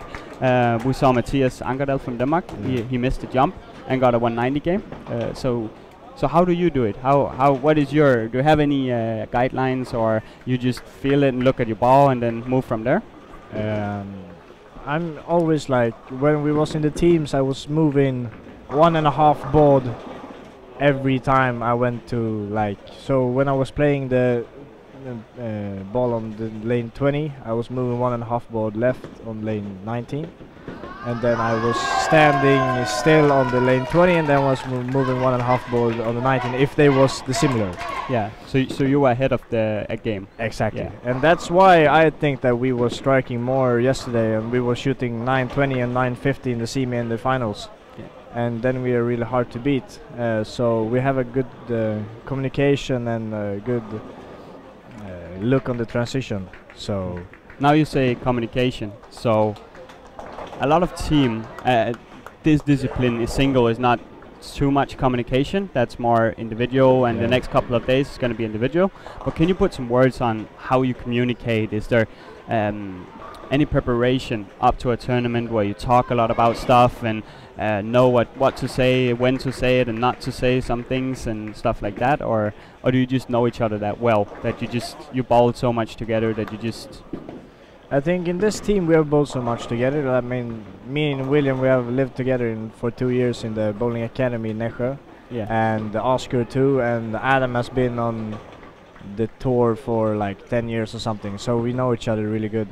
Nice. So we're just looking on each other's balls and seeing what they're doing, and so if I say like, I moved one board and this dude that, and then I said that to Adam that was next up, and then he says like, yeah, I can move this, what do you think about that? So we're always having a communication with the one who's going to next.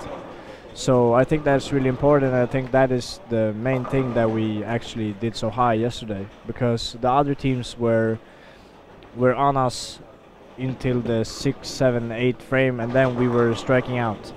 And they were not.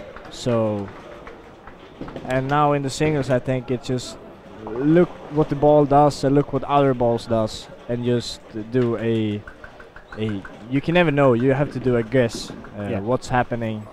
And then we're always having a communication with the coach, and we're always telling each other what we're thinking, and then we're going to a solution. So I noticed you have a scout that's scouting the lanes, the pairs you're going on to, and also the Danish team is doing it, and we were doing it when I was bowling. I personally think it's a huge help, because then you know what kind of balls has been thrown before in this lane, or why does my ball hook at this spot, why doesn't it hook at that lane. And now we can see William, he made that one shot on that lane, and then he made a move on it, and now he got the double.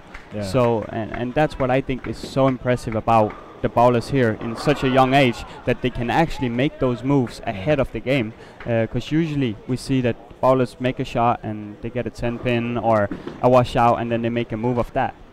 So, but what is your plans from now? Is it you're gonna bowl down here and then a couple of EBTs? And I know you bowl with Team Clan in the best division in Sweden, so obviously you bowl quite a lot and you go into the bowling gymnasium. But any PBA stops, any EBT stops that you're looking forward to bowling, or? I really know the future actually, but hopefully I will play some EBTs and some PBA in the future. My goal is that when I'm 2021 I do my first PBA stop, and before that doing some EBTs and playing some bigger tournaments and play league and stuff like that, and go out and play in the world, because I think that's pretty important of my career, because you learn so much than just playing regular patterns at home. Yeah. So I think that's the plan. Cool. Sounds really smart, and that's also my path when I bowled. That the more tournaments you go to, or of the higher caliber tournaments, the better you will get. And this will feel like next year when you go to a lot of EBTs, you'll be more sure. And when you're in this situation next year where you have to strike out to win and stuff like that, you know exactly what to do and calm yourself down. So how is it looking with sponsors now? I see a couple of young guys down here that have sponsorships and is with Brunswick and is with Columbia and a couple of companies. So any offers yet on bowling balls? And no, not any actually.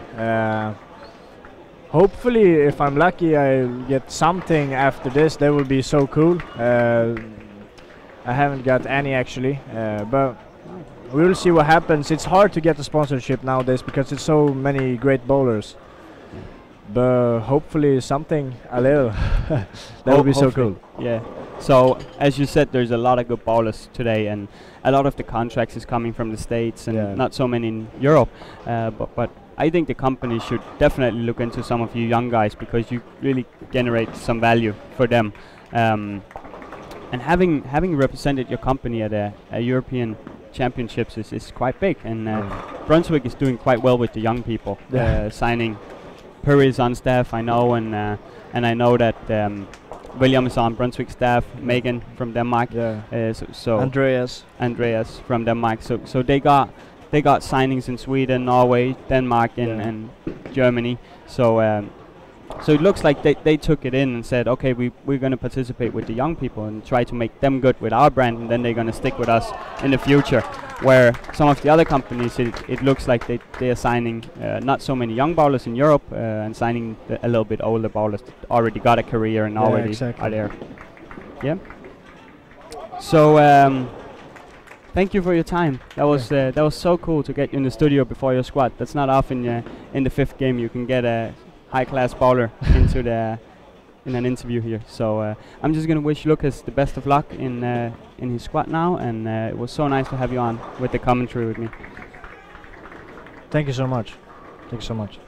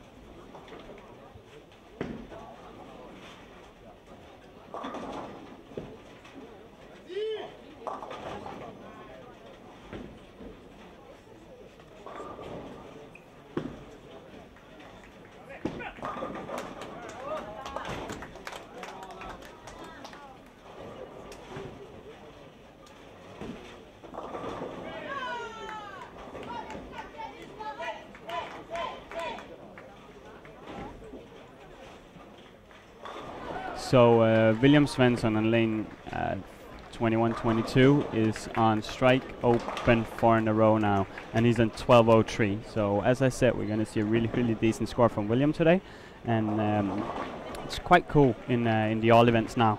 It's pretty close, and top 3 is between 5 pins. So we're going to look a little bit more into that when they get to the 8th or 9th frame, and I'm just going to take a quick look around and see how it is between Georg and William and the Ukraine guy, and see if there's any other that's close on it.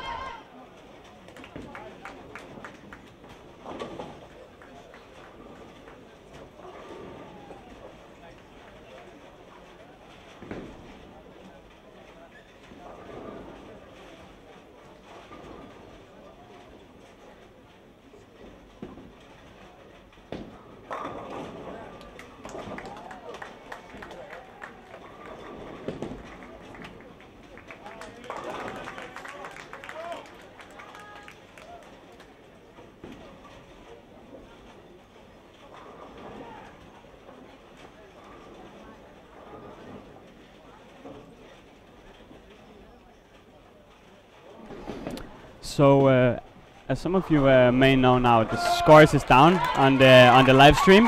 So I'm just gonna go around and give a quick update on how it's looking. And William is on 5 in a row now. And we're gonna look at the competitors. There's one guy from Ukraine and one from Norway that was in between 5 pins before this game. Let's take a quick look at how it looks.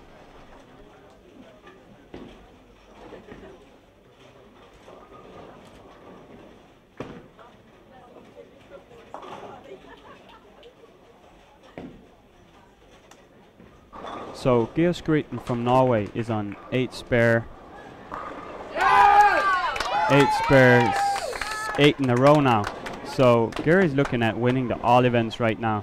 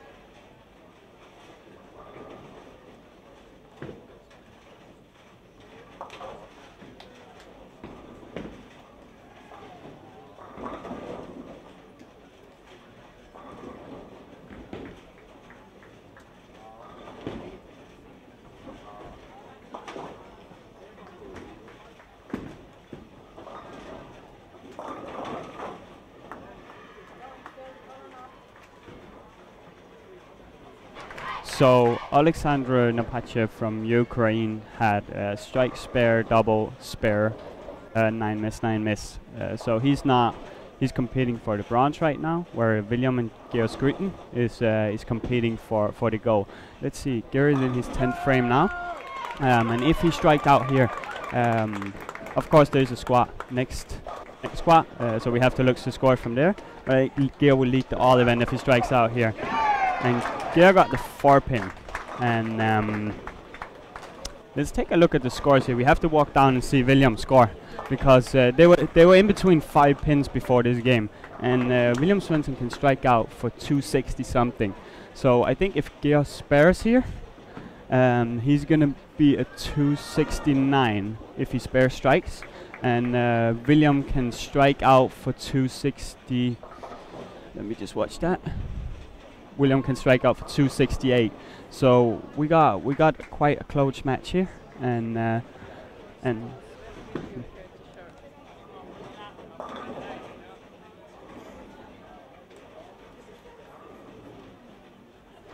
so let's see here, Georg.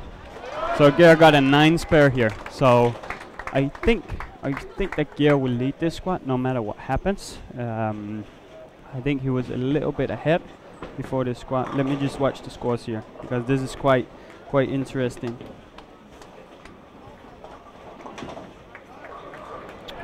So there's 3 pins before this game between Gear and William. So we need if William is gonna have a chance to win, Gear needs to have 5 pins or something like that, and Gear strikes. So we will have Gear in the first seed. And Gear in the all events here. He's gonna lead the all events after this squat, if my calculations is not wrong. And he did a really decent score. That's most likely gonna make the top 4 of the singles event too. And I think we will have William Svensson seated second in both the all event or the all events and singles. Let me just watch the single scores here. So William Svensson was leading before this. Then we have Mike Bergman. That's actually quite interesting here because Gear was on 269, so he's on 1430. And I think William is gonna go to 1460 with strikes out. And so we'll see some massive scores here, which I would say is a pretty good prediction of me to hit this squat. And we at least got a couple of 1400s going, and maybe more than a couple, which is pretty cool, and I like it. I think it's cool to see that the young bowlers can score so high. That's pretty cool. So we got William is on. William has striked since the second frame, and he can strike out for 268, which is gonna be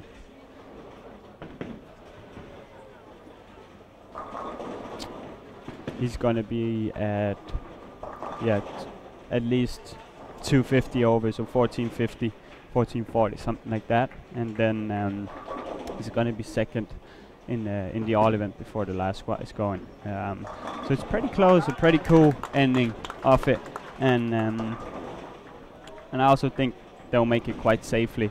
I'm just gonna take a quick look at the guys from the Netherlands and Slovenia. The Ukraine guy was looking at a 180 game with spares, so I think I don't think he's gonna make it here. He might have a chance in the all events, but I don't think he's gonna make the singles finals here.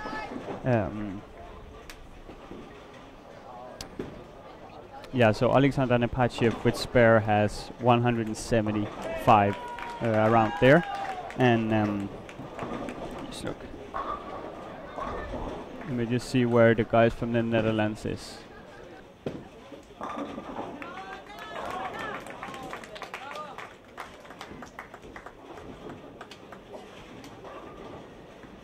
So on 15-16, we got the 2 guys from the Netherlands, and Mike Bergman is looking at a 190 game here, so he doubled. So he's gonna be at 1390. That might be enough to make it. Let's take a quick look if I can find the Slovenian guy and see what he has. He had 1193 before this game, and had 289, 252 the last 2 games. So it definitely looked like he was locked in. Let's take a quick look. I'll be up in a second.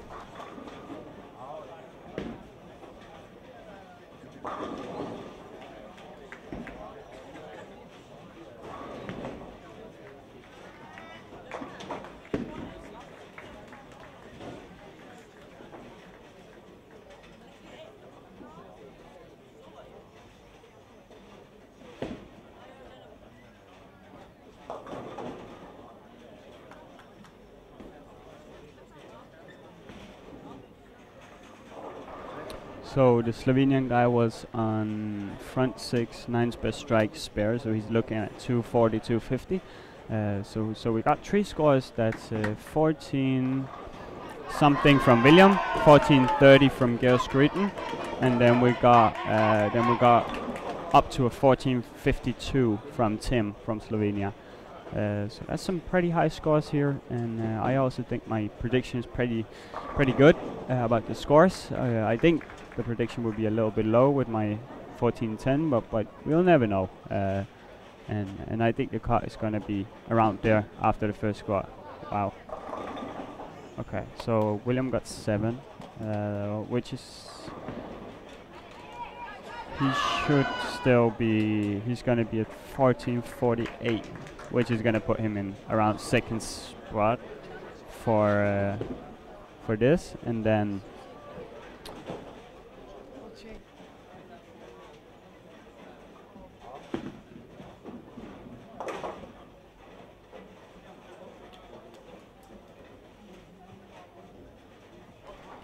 So we got Tim Sevenik from Slovenia, and he's gonna have to score 1441, which is gonna put him either in 1st spot or 2nd spot. Because let's watch if William spares it. William spares it, so William is gonna be the 1st seed, and Tim Sevenik is gonna be 2nd seed before the last squad. And then we got Gear from Norway. That's gonna be he's gonna be 3rd seeded before the last squad. And then we'll have to watch the scores. I don't know who's in the 4th right now. Alexander Apache from Ukraine just had a 163 game, so he's only at 1340. And let me just take a quick look around to see if there's any scores that I missed or that I have to update on.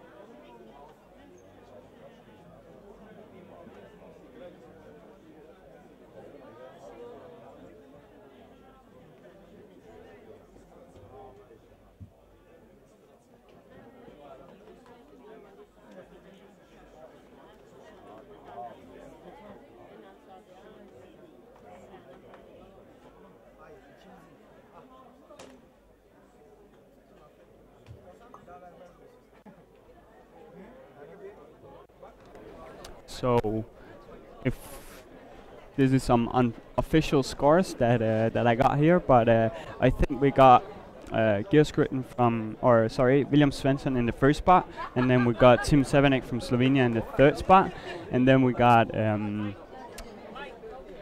Gearskritten from Norway in the 4th, and then we got Mike Bergman from Holland or Netherlands from 1393 on the 1st spot or the 4th spot. So I think my predictions of a 1400 plus minus 10 is pretty okay right now. Let's see if anyone is gonna pass these scores in the 2nd squad. Please comment on my Facebook post if you have any questions, anything I have to answer, and then be quite cool. And I'll try to answer the best I can. I'll try to get some of the people that shot a score here, get a couple of comments from them, and we'll be live on in some minutes here.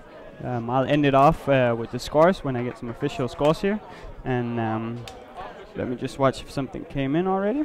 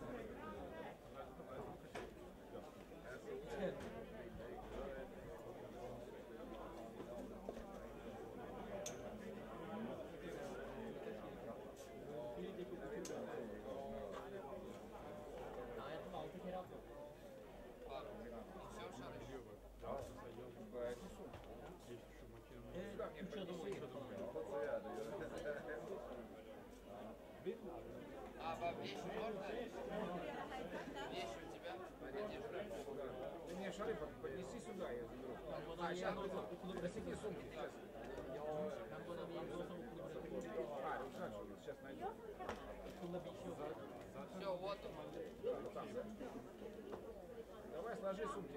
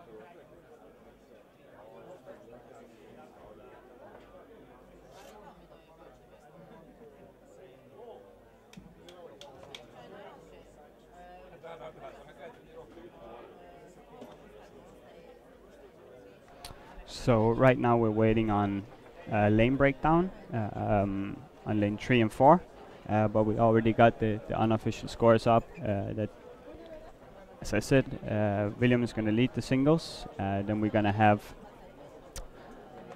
the Slovenian guy Tim on the second place, and we're going to have Gear from Norway on third, and then we're going to have Mike Bergman on fourth. Right now, that's the current standing, and in the all events, Gear Scruton, the unofficial results, but Gear Scruton is leading, and then we got William Svensson in second right now. Alexander and Apache have had a 160 game, so it doesn't look like he's gonna medal, but it's gonna be quite fun to watch. I'm gonna do a quick update on the all events when we're back. We're gonna close down soon. There's a couple of frames back, and then we'll be back on at 1 o'clock again.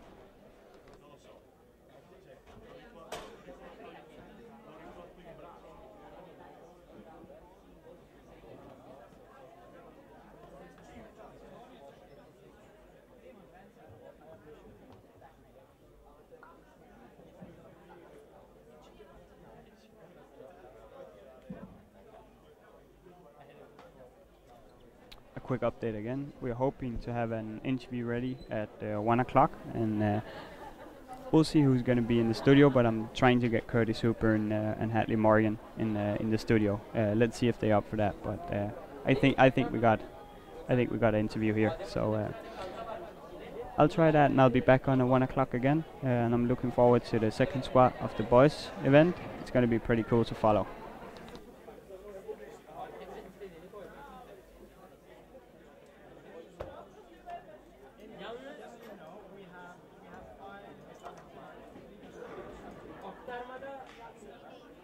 Aktarmada o çanta tıkırtını çıkarsa birimiz Ankara'dayız, birimiz Bursa'da yetmesi olacak. Hayır. Aktarmada sıkıntı çıkarsa. Agir'e mi kabul ediyor? Yine onda da aktarmada sıkıntı çıkarsa o zaman yine olacak. Çıkmasın diye dua et. Yani bir şovun